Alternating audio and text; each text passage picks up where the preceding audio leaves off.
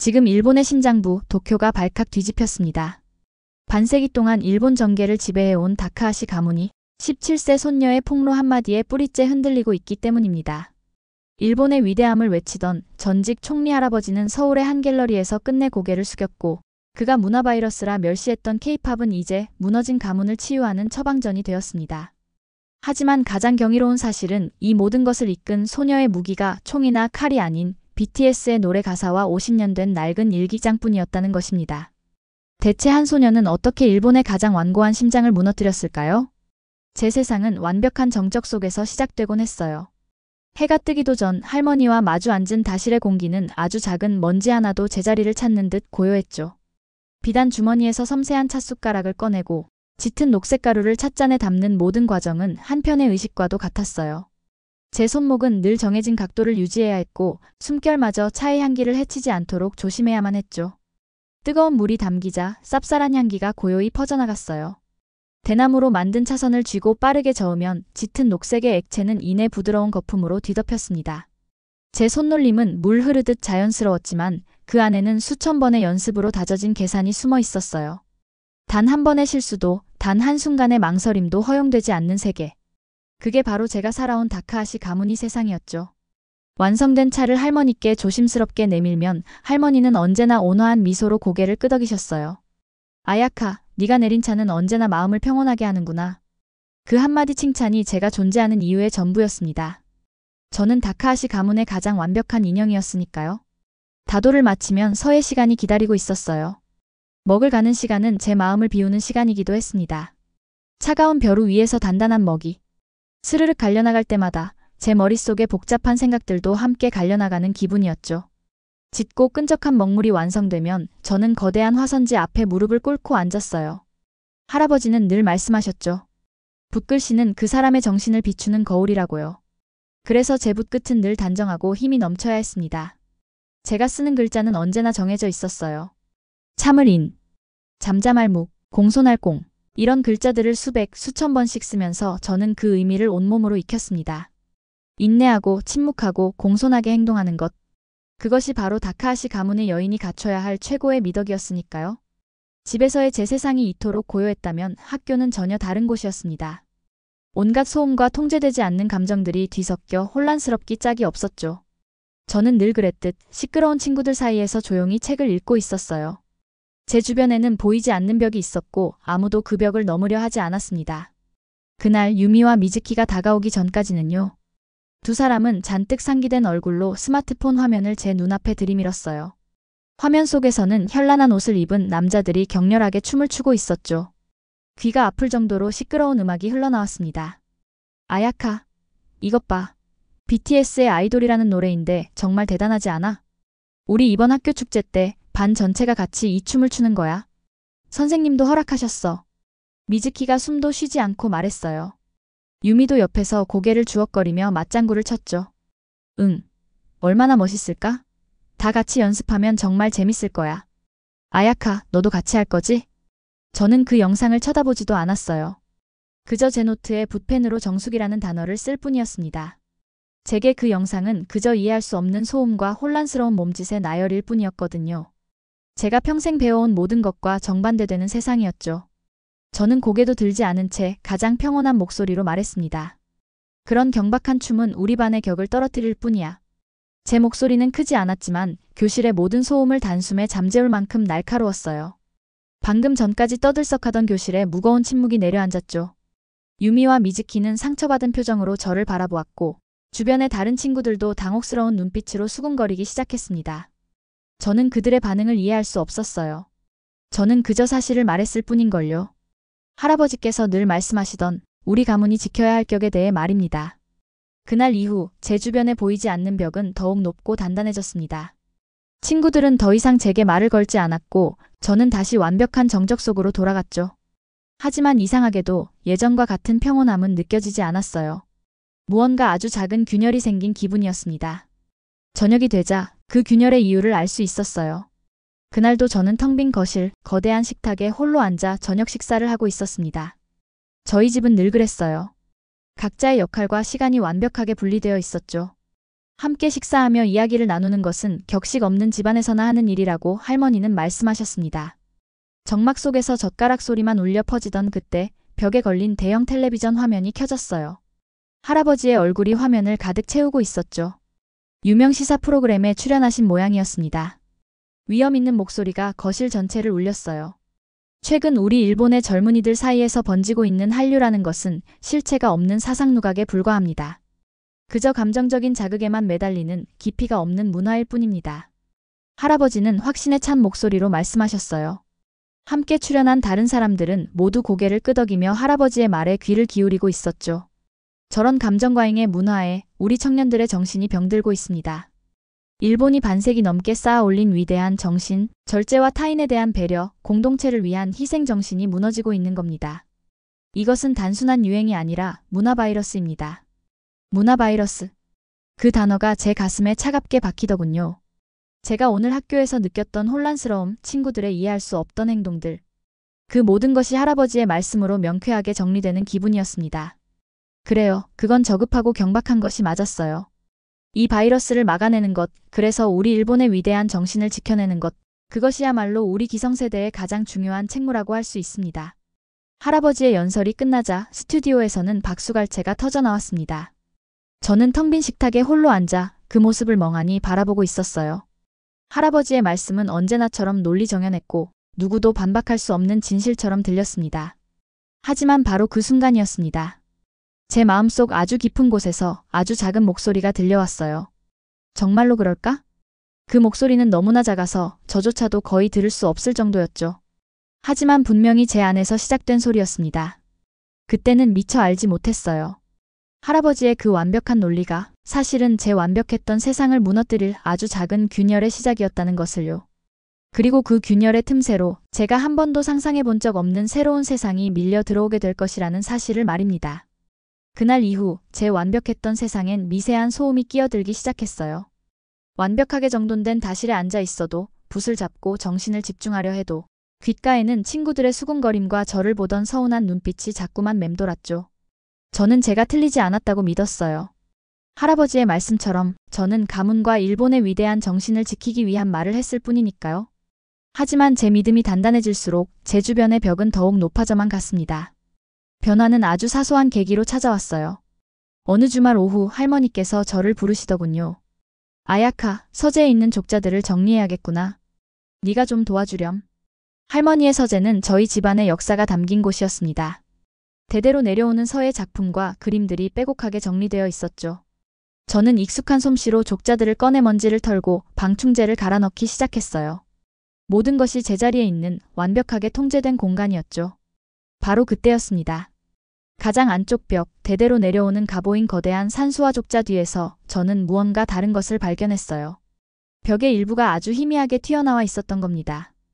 호기심을 이기지 못하고 손을 뻗어 조심스럽게 눌러보자 달칵하는 소리와 함께 벽의 일부가 안으로 쏙 들어갔어요. 비밀 공간이었죠. 그 안에는 먼지가 뽀얗게 쌓인 낡은 오동나무 상자가 하나 들어 있었습니다. 제 심장이 처음으로 정해진 규칙을 어기고 멋대로 뛰기 시작했어요. 이건 제가 알던 세상에 존재하지 않던 물건이었으니까요. 상자를 꺼내 조심스럽게 열어보았어요.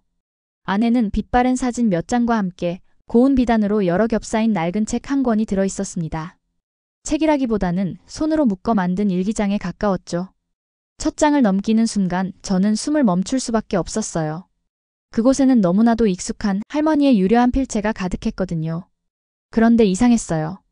익숙한 일본어와 함께 제가 생전 처음 보는 이상한 글자들이 함께 적혀 있었던 겁니다. 동그라미와 직선, 네모가 규칙적으로 조합된 문자. 마치 어떤 암호처럼 보였죠. 하지만 저속하거나 혼란스럽지는 않았어요. 오히려 지극히 논리적이고 정돈된 아름다움이 느껴졌습니다. 그 낯선 문자가 바로 한글이라는 것을 깨닫게 된 것은 한참의 시간이 흐른 뒤였습니다. 할머니가 할아버지께서 그토록 경멸하시던 한국의 글을 알고 계셨다니. 이건 상상조차 할 수 없는 일이었어요. 일본 전통의 화신과도 같은 분이셨으니까요. 대체 할머니께 무슨 사연이 있었던 걸까요? 저는 일기장을 제 옷 속에 깊숙이 숨겼습니다. 이것은 저 혼자서 풀어야 할 비밀이라는 직감이 들었죠. 그날 밤부터 저의 은밀한 반격이 시작되었습니다. 저희 집은 할아버지의 통제 아래 있었고 곳곳에는 감시용 사진기, 즉 카메라가 설치되어 있었어요. 하지만 저는 그 모든 감시망을 완벽하게 파악하고 있었죠. 저의 완벽함은 때로 훌륭한 방패가 되어주었으니까요. 저는 제 방에서 가장 감시가 소홀한 책상 아래의 작은 공간에 웅크리고 앉아 낡은 태블릿 PC를 켰습니다. 와이파이 기록을 남기지 않기 위해 미리 다운받아둔 한국어 학습 프로그램을 열었죠. 누군가 방문을 두드리면 곧바로 화면을 끄고 태연하게 나갈 준비가 되어 있었어요. 한 번은 하녀가 차를 들고 제 방에 들어온 적이 있었어요. 저는 태블릿 위에 재빨리 화선지를 덮고 붓펜을 든 채였죠. 아가씨, 무얼 그리 열심히 보고 계세요? 저는 조금도 당황하지 않고 미소를 지으며 대답했어요. 아, 할머니의 옛 서체를 연구하고 있어요. 고대 한자를 베껴 쓰는 중이랍니다. 하녀는 역시 아가씨는 못 말리신다니까요. 라며 웃으며 돌아갔습니다. 저는 안도의 한숨을 내쉬었죠. 네, 저는 그렇게 제가 갈고 닦은 완벽한 손녀라는 가면 뒤에 숨어 금지된 세상을 탐험하기 시작한 겁니다. 한글은 생각보다 어렵지 않았어요. 수천 자를 외워야 하는 한자와 달리 자음과 모음의 조합으로 모든 글자를 만들 수 있었죠. 논리적이고 과학적인 문자였어요. 저는 밤을 새워가며 할머니의 일기장 속 한글을 하나씩 번역해 나갔습니다. 그리고 번역이 진행될수록 저는 제가 알던 할머니의 모습이 산산조각 나는 것을 느꼈어요. 일기장 속 할머니는 그저 순종적인 아내가 아니었어요. 그녀는 뜨거운 영혼을 가진 예술가였고 자신의 생각을 거침없이 표현하는 자유로운 인간이었습니다. 그리고 그녀의 곁에는 늘 민준이라는 한국인 남자의 이름이 함께하고 있었죠. 저는 그들의 세상이 더 궁금해졌어요. 단순히 글자를 아는 것을 넘어 그들이 나누었을 감정을 이해하고 싶었죠. 그래서 저는 새로운 도전을 시작했습니다. 바로 할아버지께서 문화바이러스라고 부르셨던 그것들을 직접 경험해보기로 한 겁니다. 처음 접한 것은 BTS의 음악이었어요. 친구들이 그토록 열광하던 노래였죠. 처음에는 시끄러운 소음처럼 들렸지만 제가 배운 한글로 가사를 찾아 읽기 시작하면서 모든 것이 달라졌어요. 그들의 노래는 단순한 사랑 노래가 아니었어요. 스스로를 사랑하는 법, 세상의 편견과 맞서 싸우는 법, 자신의 목소리를 내는 법에 대해 이야기하고 있었죠. 제 평생 한 번도 들어본 적 없는 이야기들이었습니다. 앤서 러브 마이셀프라는 노래의 가사를 번역하던 순간을 지금도 잊을 수가 없어요. 이제는 나 자신을 용서하자라는 구절을 읽는데 갑자기 눈물이 왈칵 쏟아졌습니다. 저는 늘 저 자신을 채찍질하며 완벽해져야만 한다고 배웠어요. 단 한 번도 저 자신을 용서하거나 사랑해야 한다는 생각은 해본 적이 없었죠. 그 노래는 마치 제게 직접 말을 거는 것 같았어요. 괜찮다고, 너는 너 자체로 소중하다고 말이에요. 다음은 드라마였습니다. 한 편의 드라마를 보기 위해 저는 자는 시간을 쪼개야 했죠. 제가 본 드라마 속 인물들은 정말 이상했어요. 그들은 너무나 쉽게 울고 웃고 화를 냈습니다. 특히 한 장면이 기억에 남아요. 딸의 꿈을 반대하는 아버지에게 여자 주인공이 이렇게 소리치더군요. 제 인생은 제 거예요. 아버지가 대신 살아주실 거 아니잖아요. 저도 모르게 입을 틀어막았어요. 어떻게 아버지에게 저런 말을 할 수가 있을까요? 다카하시 가문에서는 상상조차 할 수 없는 일이었죠. 두렵고 충격적이었지만 동시에 가슴 한구석이 뻥 뚫리는 듯한 시원함을 느꼈습니다. 제가 평생 마음속으로만 삼켜왔던 말을 저 여자는 온몸으로 외치고 있었으니까요. 그리고 어느 날 밤 저는 운명처럼 한 영상을 발견하게 되었습니다. BTS의 멤버 RM이 한 미술관을 찾아 작품을 감상하는 영상이었죠.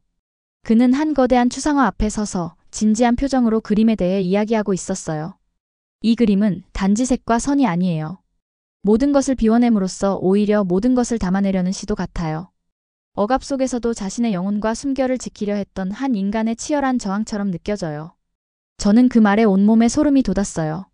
할아버지는 늘 제게 말씀하셨죠. 예술이란 완벽한 형식미를 통해 자신을 감추고 절제하는 것이라고요. 하지만 영상 속의 저 청년은 정반대의 이야기를 하고 있었어요. 예술이란 자신을 드러내고 영혼을 표현하는 저항이라고 말입니다. 그 그림, 그리고 그 그림을 그린 화가. 저는 반드시 알아내야만 했어요. 그것이 제 감옥의 문을 열어줄 유일한 열쇠일지도 모른다고 처음으로 생각하게 되었으니까요. 저의 조용한 반격은 이제 되돌릴 수 없는 진실을 향해 나아가고 있었습니다. 그날 밤도 평소처럼 할머니가 주무신 후 혼자 방에서 한국어 공부를 하고 있었어요. 친구가 몰래 보내준 RM의 인터뷰 영상을 보면서 한국어 발음을 따라하고 있었는데 갑자기 귀를 의심할 말이 들려왔어요. 저희가 존경하는 민준 화백님의 작품처럼 예술은 국경을 넘나드는 언어라고 생각합니다. 민준이라고 했나요? 심장이 쿵쿵 뛰기 시작했어요. 급히 할머니의 일기장을 펼쳤죠. 그곳에도 분명 민준이라는 이름이 여러 번 나왔거든요. 1987년 3월 15일. 민준 씨의 그림을 보며 울었다. 민준 씨는 나에게 꿈을 그리는 법을 가르쳐 주셨다. 같은 사람일까요? 설마 우연의 일치는 아니겠죠? 더 확실하게 알아보고 싶었어요. 다음 날 할아버지가 골프 치러 나가신 틈을 이용해서 서재로 들어갔어요. 평소엔 절대 들어갈 수 없는 곳이었지만 진실을 알고 싶은 마음이 두려움보다 컸거든요. 서재 한쪽 벽에는 큰 금고가 있었어요. 할아버지가 중요한 문서들을 보관하는 곳이죠. 비밀번호를 몰라서 포기하려던 순간 문득 할머니의 생일이 떠올랐어요. 1934년 6월 12일. 혹시나 하는 마음으로 눌러봤는데 정말 열렸어요. 금고 안에는 오래된 신문 스크랩들이 가득했어요. 대부분 할아버지 관련 기사들이었지만 그 사이에 이상한 기사 하나가 끼어 있었죠. 긴자 갤러리 한국 작가 초청 전 갑작스런 취소. 관계자는 외부 압력으로 인한 불가피한 결정이라고 밝혔다. 다카하시 재단의 강력한 반대 의견이 영향을 미쳤을 것으로 추정된다. 다카하시 재단. 그건 할아버지가 운영하는 재단이에요. 그리고 기사 날짜를 보니 1987년 3월이었어요. 할머니 일기에서 본 그 날짜와 똑같았죠. 손이 덜덜 떨렸어요. 할아버지가 한국 작가의 전시회를 막았다는 뜻인가요? 혹시 그 작가가 할머니 일기에 나오는 민준 씨인 건 아닐까요? 급히 RM 인터뷰 영상을 다시 찾아봤어요. 그리고 민준 화백이라는 키워드로 인터넷 검색을 해봤죠. 나온 결과에 깜짝 놀랐어요. 김민준 화백, 일본 거주 제일 한국인 2세. 1987년 긴자 갤러리 개인전 무산 후 한국으로 이주. 현재 서울에서 활발한 작품 활동 중. 모든 퍼즐 조각이 맞아떨어졌어요. 할머니가 사랑했던 민준 씨. 그분이 바로 이 김민준 화백이었고 할아버지가 그분의 전시회를 막았던 거예요. 그런데 왜 할아버지가 그랬을까요? 더 알고 싶어서 할머니의 일기장을 끝까지 읽어봤어요.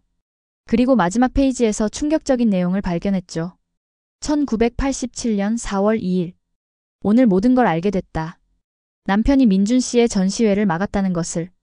나와 민준 씨의 우정을 질투했다는 것을. 민준 씨는 결국 한국으로 떠났고 나는 다시는 그림을 그릴 수 없게 됐다. 나의 꿈, 나의 친구, 나의 모든 것을 빼앗아갔다. 하지만 사랑하는 사람이니까 침묵하기로 했다. 50년 동안 이 비밀을 가슴에 묻고 살아가리라. 할머니의 마음이 얼마나 아팠을까요? 꿈을 포기해야 했고 소중한 친구도 잃어야 했고 그 모든 진실을 혼자 가슴에 묻고 살아야 했던 거죠. 그 순간 머릿속에 BTS 노래 가사가 떠올랐어요. 넌 내 삶의 주인이 돼야 해. 두려워하지 마. 내 목소리를 내봐. 아, 이제 알겠어요. 할머니는 50년 동안 침묵했지만 저는 더 이상 침묵할 수 없어요. 할아버지의 잘못을 밝혀내고 할머니의 상처받은 마음을 치유해드려야 해요. 그때 현관문 소리가 들렸어요. 할아버지가 돌아오셨나 봐요. 급히 모든 걸 원래대로 돌려놓고 서재에서 나왔죠. 아야카, 뭘 하고 있었니? 할아버지가 의심스러운 눈으로 저를 바라봤어요. 하지만 전 이제 예전의 그 순종적인 손녀가 아니었어요. 공부하고 있었어요, 할아버지. 그래, 역시 우리 아야카는 모범적이구나. 할아버지는 만족스러운 표정을 지으셨지만 전 더 이상 그 칭찬이 기쁘지 않았어요. 오히려 화가 났죠. 어떻게 할머니에게 그런 일을 하고도 태어날 수 있을까요? 그날 밤 할머니를 바라봤어요. 언제나처럼 조용히 뜨개질을 하고 계셨지만 이제 그 고요함이 다르게 느껴졌어요. 50년 동안 혼자 짊어지신 아픔이 보였거든요.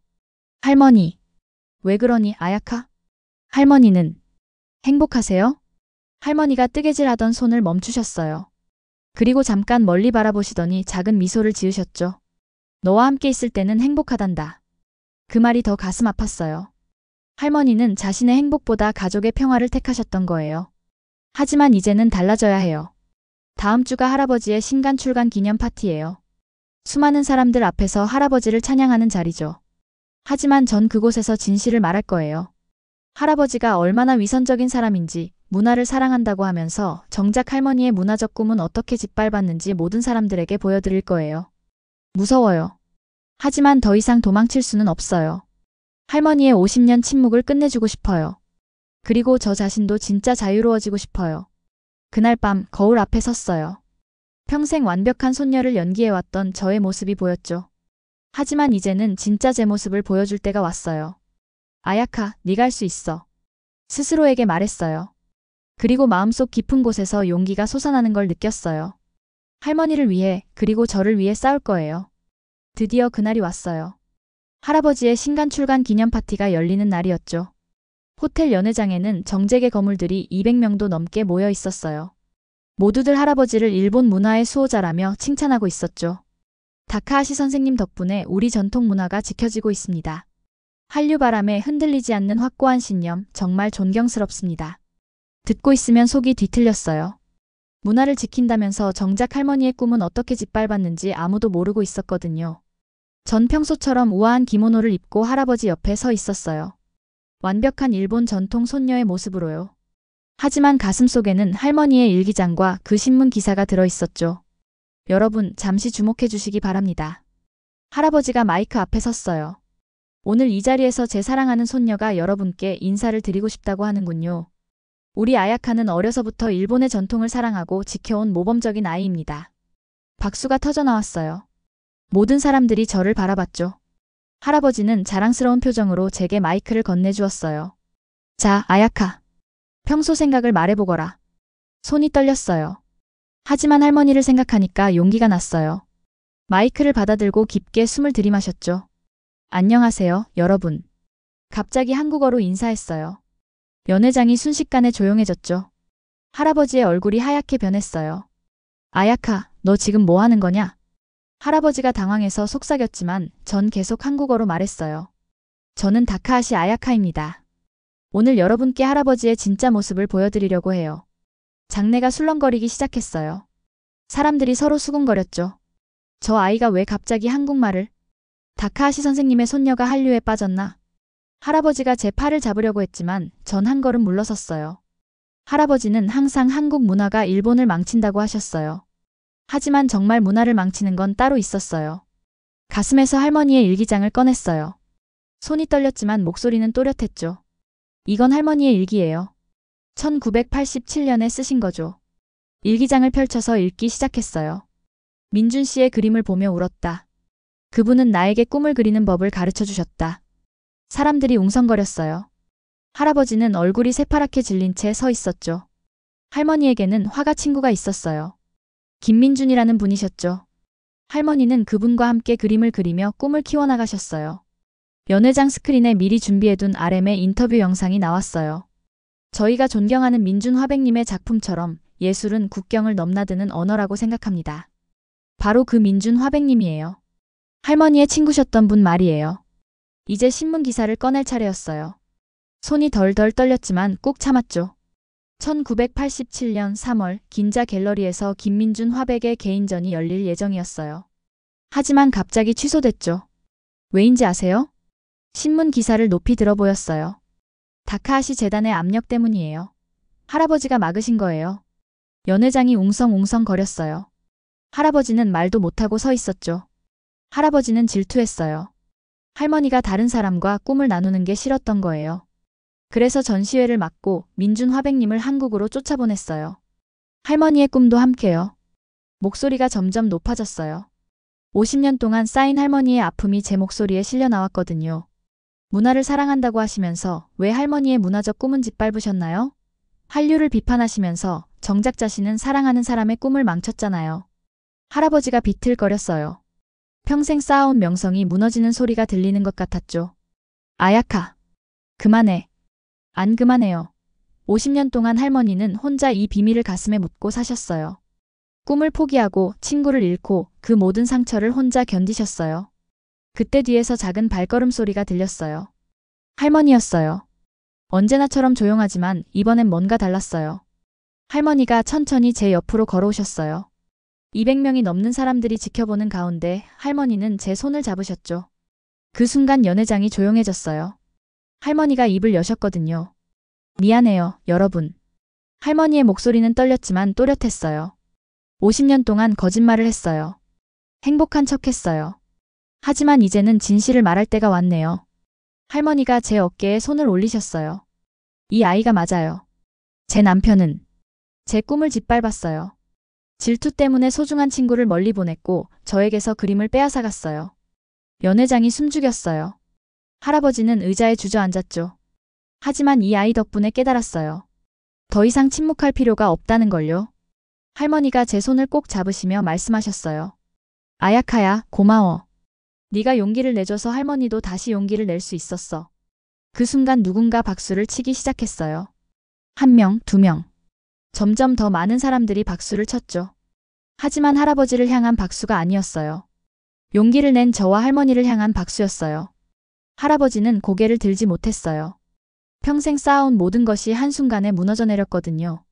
하지만 저는 후회하지 않았어요. 이게 바로 진실이었으니까요. 할아버지. 제가 할아버지에게 다가갔어요.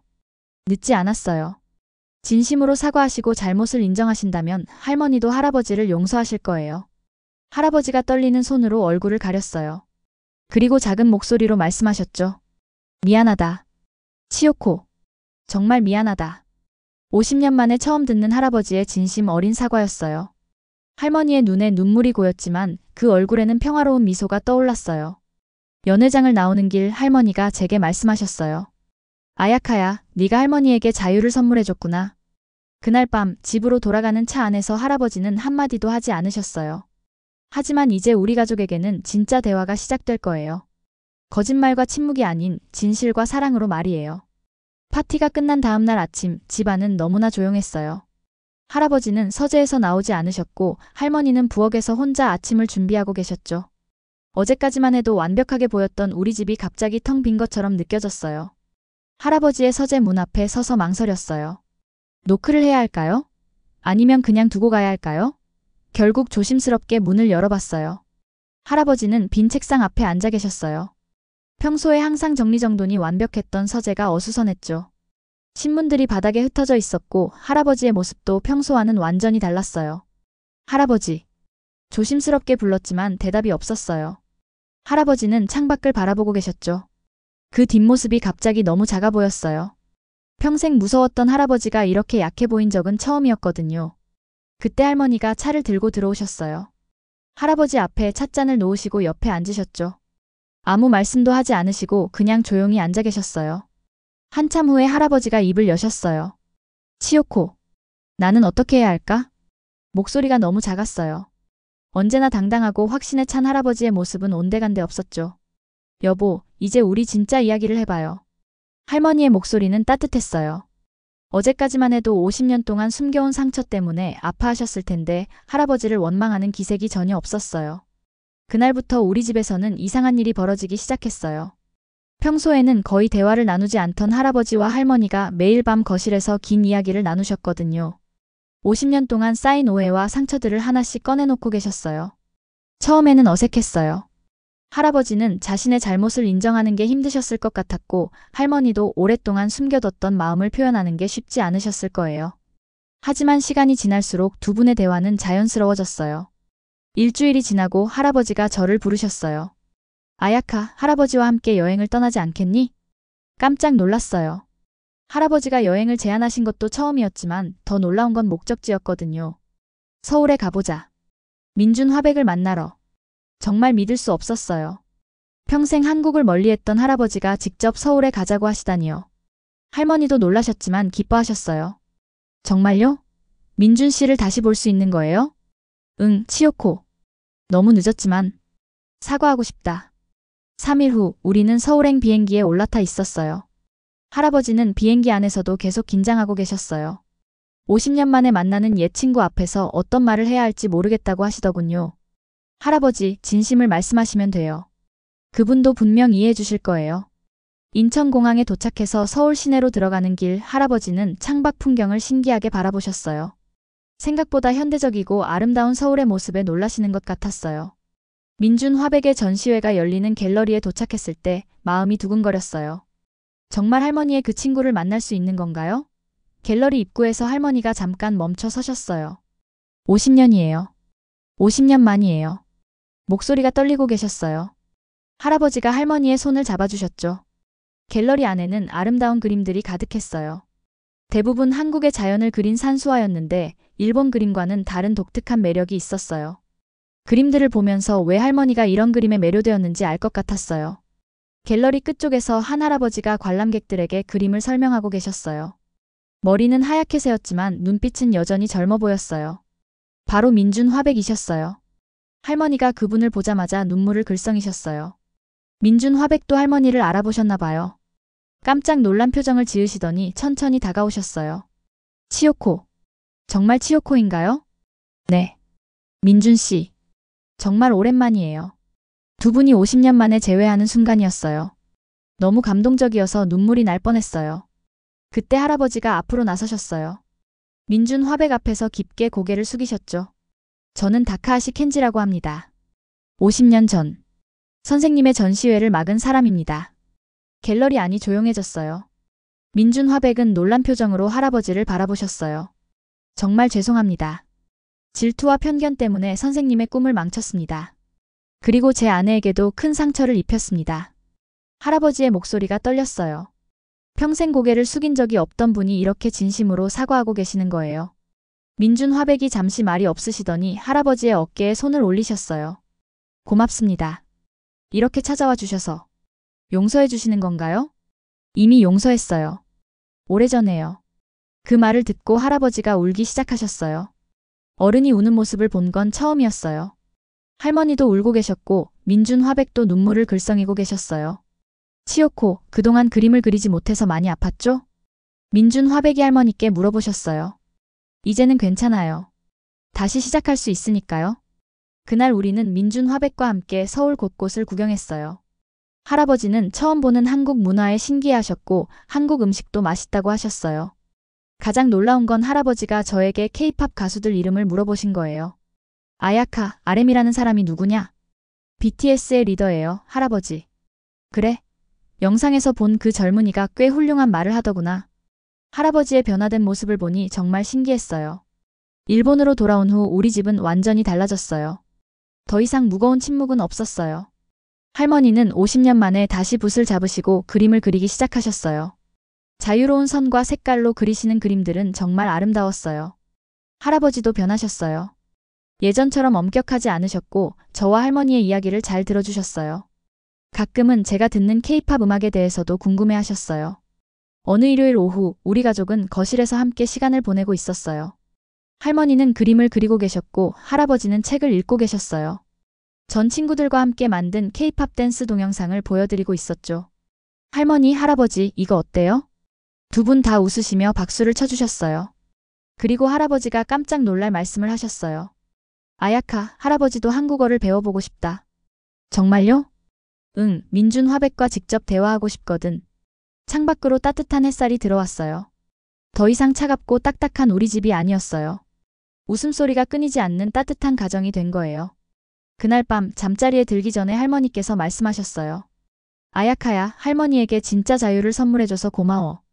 할머니도 저에게 용기를 주셨어요. 우리는 서로를 꼭 안았어요. 50년 동안 숨겨졌던 진실이 밝혀지고 상처가 치유되고 진짜 가족이 된 기분이었어요. 이제 우리 집에서는 한국 드라마도 보고 K-팝 음악도 듣고 할머니는 자유롭게 그림도 그려요. 할아버지도 천천히 한국어를 배우고 계시고요.